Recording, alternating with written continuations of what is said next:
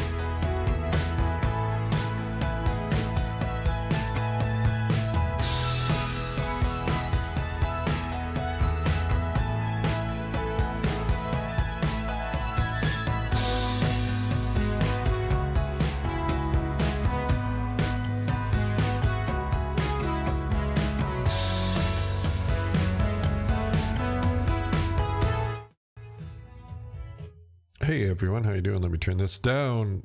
Ask the Wizard streaming live almost daily for. Hey Jerry, how you doing, buddy? What day is it? April the 10th. There you go. You know what's true? Oh God, and my voice mod thing is just.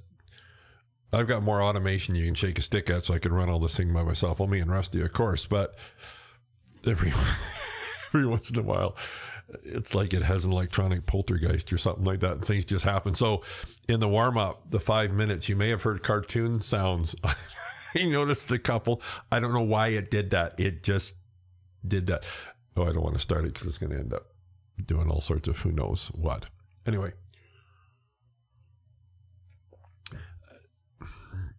I remember when I was a kid talking to old people, like 30, they said to me, they said, you know, time goes by faster when you get older.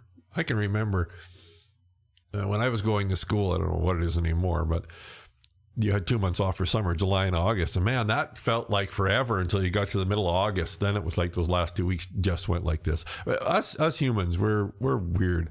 We're weird creatures. We're so sure that time and the linear click, click, click of time going in one direction at an absolute precise click, click, click is the one constant, the one solid. And yet, and this isn't even just philosophy anymore, it's the craziest notion we could ever have. First of all, that's not the case. We've created the perception of that. And what really matters is our experience of time. And of course, that's one of the most fluid things that we have. Hence, it's April the 10th already.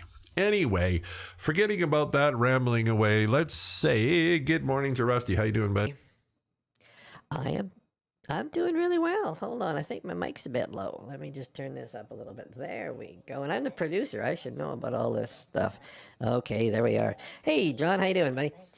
I'm doing really well. So on today's show, it's going to be, well, Mr. Flipchart isn't here. We're just going to go over a quick checklist that Russ and I put together on being an effective visualizer. And so just hold on. I'm going to go through the quick notes, and then we'll just have Russ comment on each one. So hold on.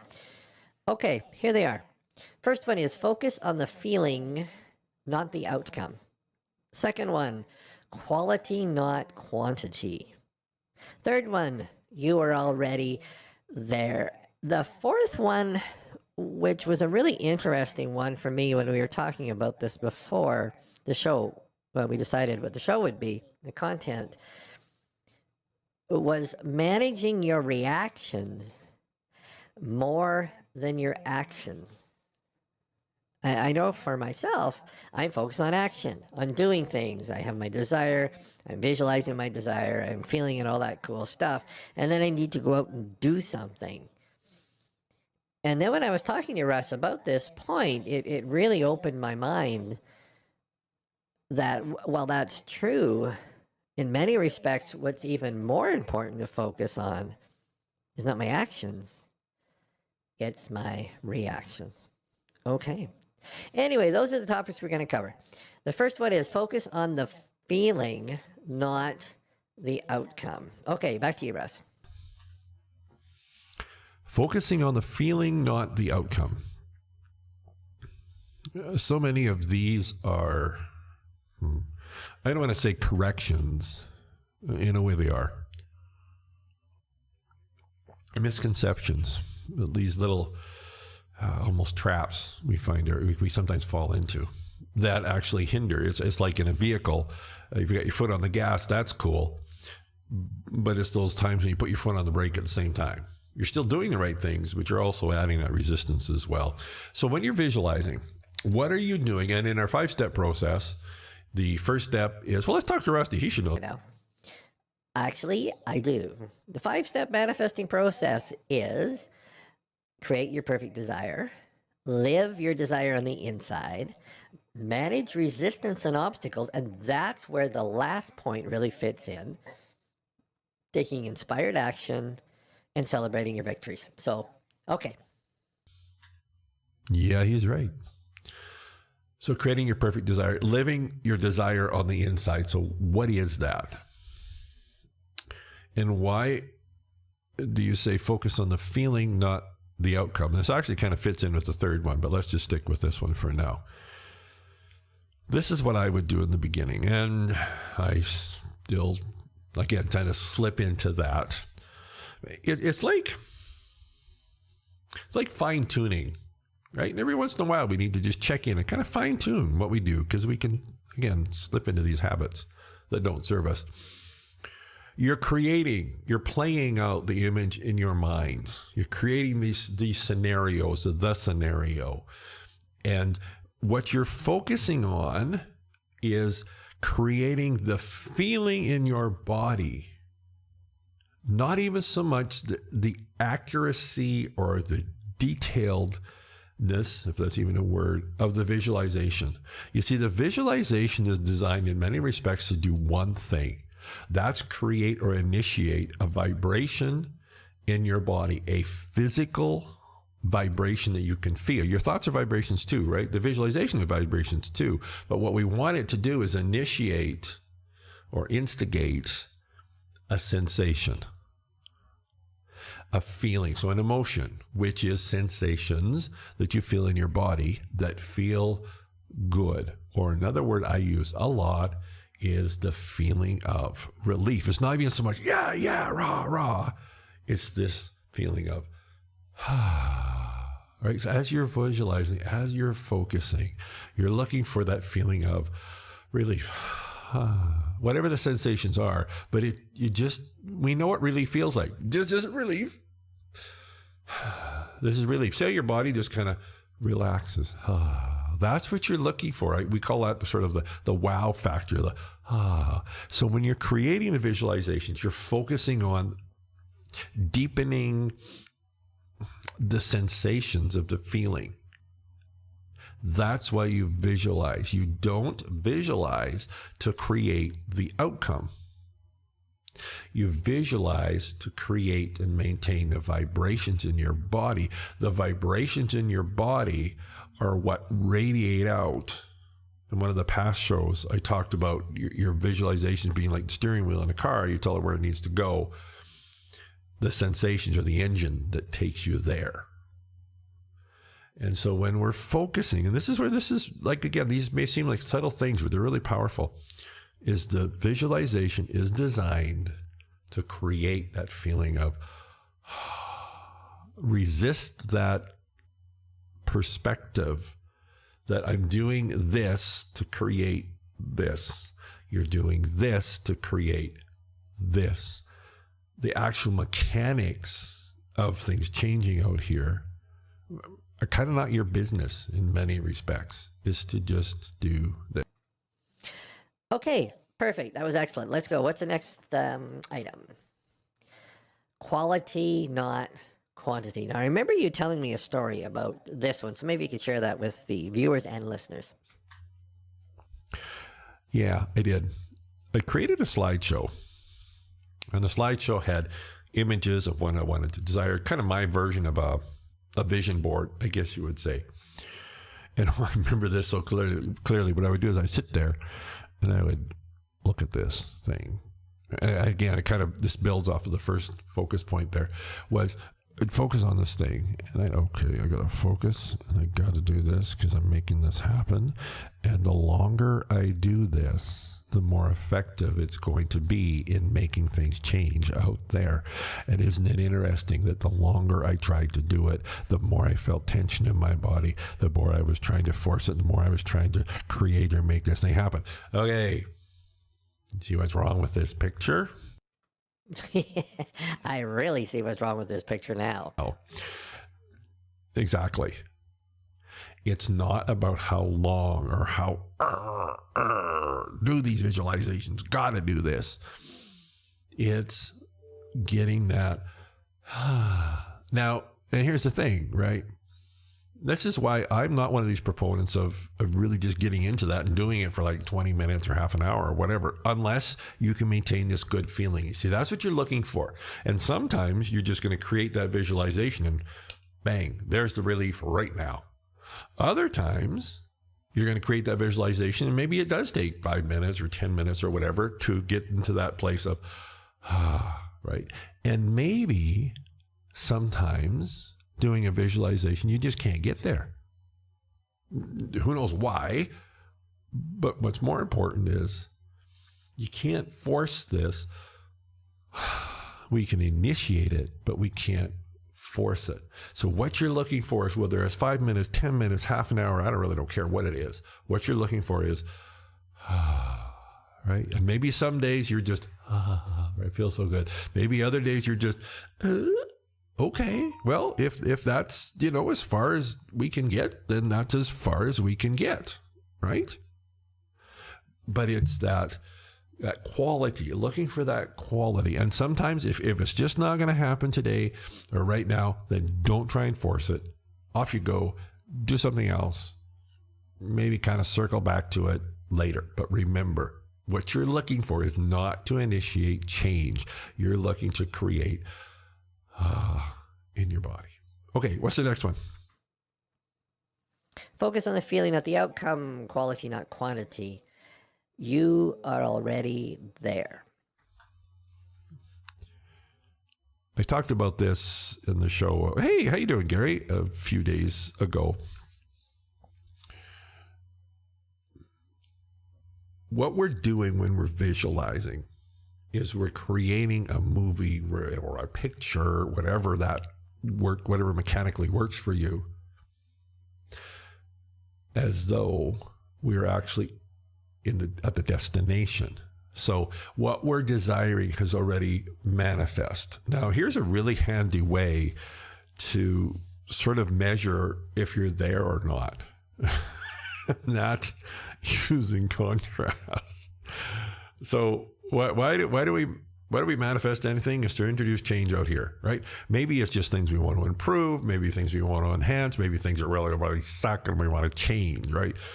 So sort of like when you're visualizing, if it's so incredibly different than what you're seeing out here, that's probably a pretty good indicator that you're all the way to the end, right? You're looking at it from the end, not the beginning. To use a geographical analogy, and I use this example because I live in Alberta. I live in a city called Red Deer, the city called Edmonton, that's 80 miles away, 130 kilometers.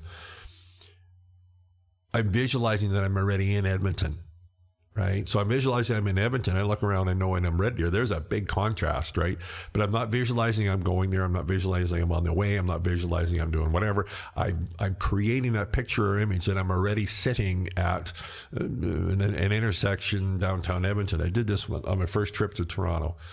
There was an intersection, or there is an intersection of oh my goodness, that was telling. There's Bloor and Yonge. There we go. The intersection, the subway actually has a station there, Bloor and Yonge Street. So for me, that was right downtown, and it is. So I found a picture of that, and I created that image of me at that intersection, even though I was still in Red Deer, even though I still didn't have any classes scheduled, nothing. I held that picture in my mind of me standing in that corner of Bloor and Yonge. And I found a picture so I knew what I would see when I was there.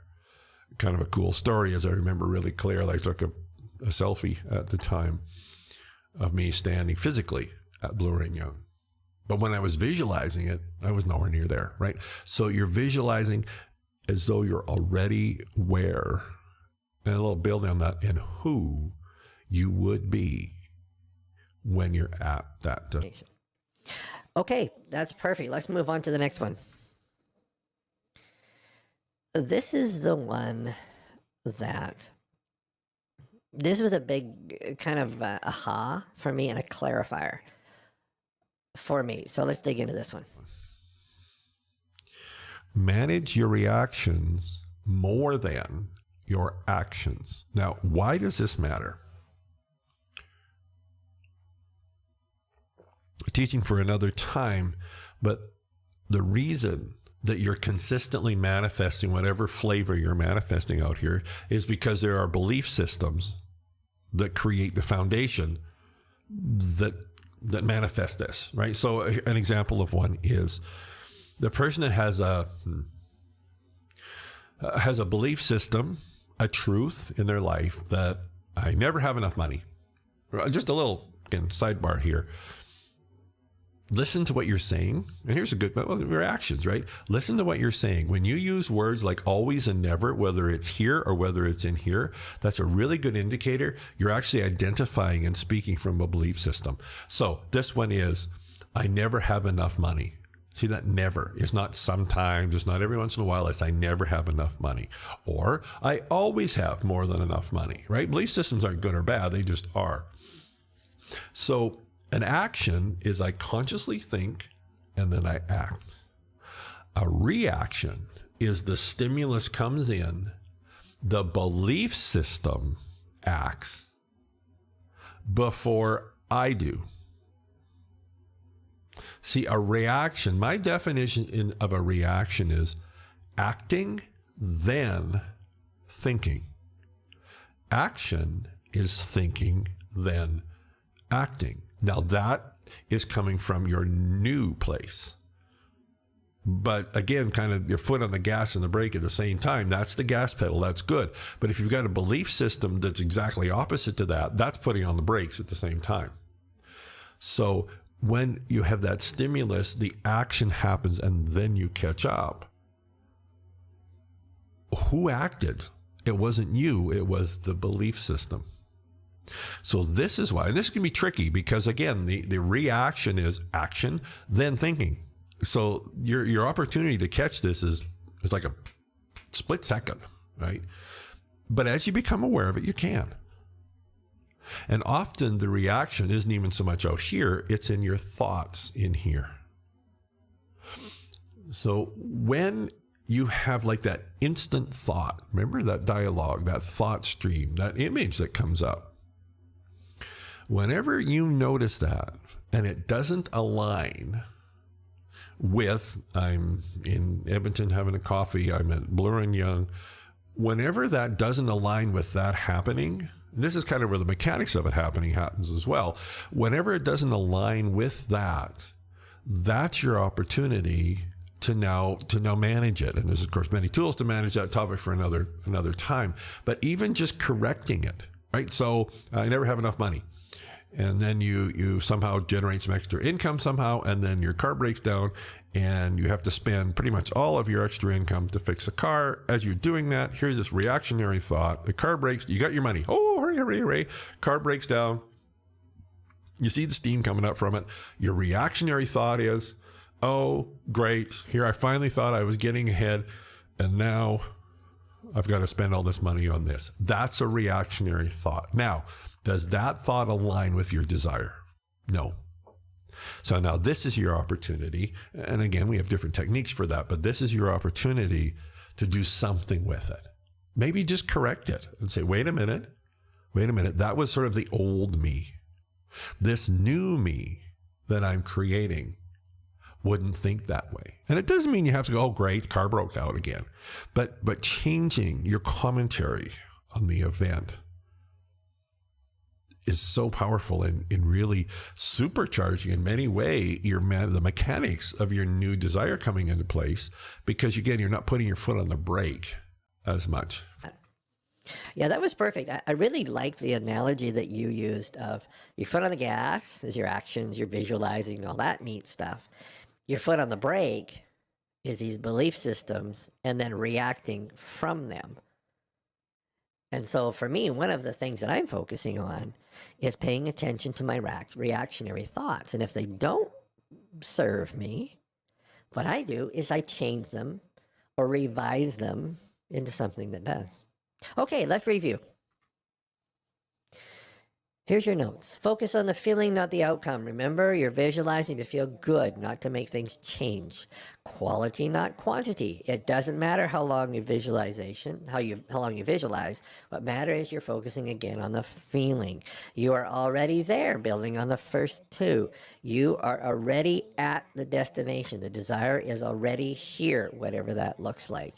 And the fourth one, probably one of the most important ones, in really keeping things rolling for us, is to manage your reactions more than your actions. You bet. That's it. A little bit longer show today, but really valuable one, really mechanical one on some reminders, your checklist, as it says, for being an effective manifester. All right. Thanks for tuning in, guys. Share. We're all in this together. See you on the